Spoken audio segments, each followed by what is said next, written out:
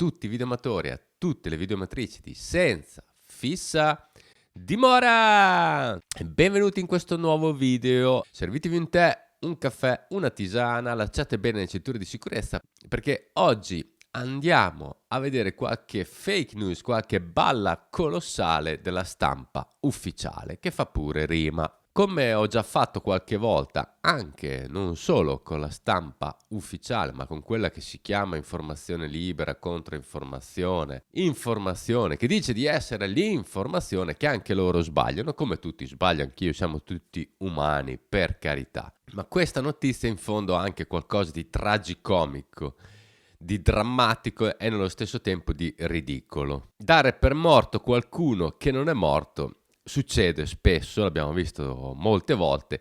Qui diciamo che la notizia era un pochettino interessata nel senso dalla propaganda, segue la propaganda che oramai ha raggiunto dei livelli inimmaginabili in Europa soprattutto, come mai prima forse nella nostra storia meno più moderna, negli ultimi 20 anni, ma quella di oggi veramente mi ha fatto molto ridere ed è per questo che la voglio condividere con voi. Ridere nel senso poi più ridicolo del termine. Bene, andiamo a vedere un po' di che cosa si tratta. Partiamo con la notizia ufficiale.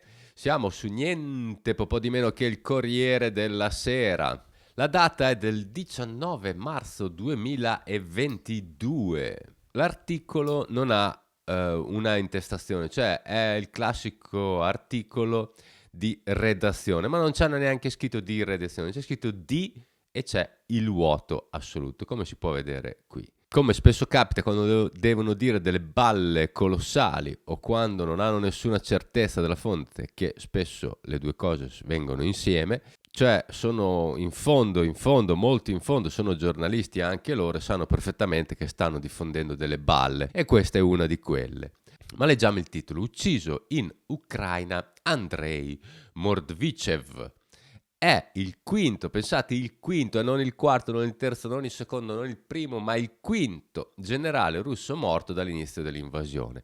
Degli altri 4 non si hanno notizie, non sono mai stato pubblicato niente di niente, ma è solo il pompiere della Sera e dopo molti altri che fanno eco a questa balla colossale. Ma continua l'articolo del Corriere della Sera, il militare è stato colpito dall'artiglieria della città di Chernobalevka, lo rende noto lo Stato Maggiore della Difesa Ucraina, quindi una fonte talmente attendibile che non mettono la fonte, no? Perché di solito quando si fa giornalismo si scrive sì, lo Stato Maggiore della Difesa Ucraina e poi si fa un link all'articolo originale su cui ci si basa, visto che dicono che lo ha detto lo Stato Maggiore della Difesa Ucraina.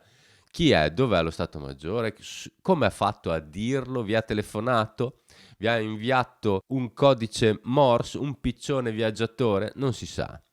Ma continuiamo. È il quinto generale russo ucciso dall'inizio della guerra in Ucraina, quindi si ripete ancora, si tratta di Andrei Morvichev, il militare è stato colpito bla bla bla, ancora una sua fotografia è stata postata su Twitter dallo Stato Maggiore della Difesa Ucraina. Ma della foto non c'è niente, del tweet non ce n'è, non c'è traccia e di qualsiasi altro tipo di fonte non esiste nulla. I grandi fact-checker, i grandi detentori dell'informazione vera, quella fatta bene, quella professionale, quella dei professionisti dell'informazione, di professionismo neanche l'ombra. La foto del suo cadavere è stata postata nel reggimento ucraino Azov che avrebbe ucciso il generale insieme a altri 7 membri del comando delle forze speciali russe. Ma, ripeto, non c'è niente di tutto ciò. In 20 giorni di combattimento le forze russe, qui si danno i numeri, hanno ucciso 12 membri del comando delle truppe russe.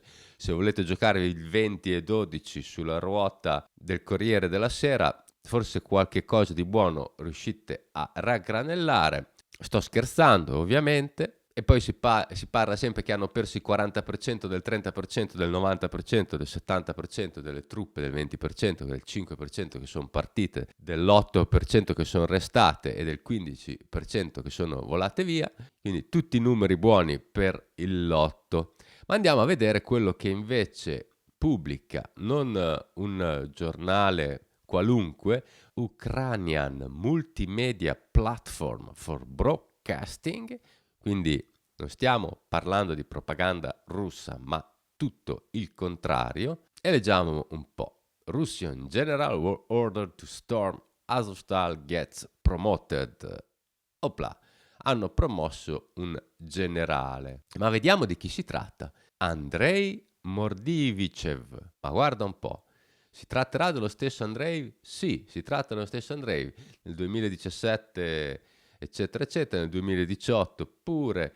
Insomma, si fa un po' di tutta la sua storia e, udite udite, l'hanno promosso. Quindi, secondo l'inchiesta, dal febbraio 2022 lui aveva diretto gli sforzi per la cattura dei territori nella regione del Donetsk, partecipando personalmente alle ostilità, quindi ai combattimenti, eccetera, eccetera.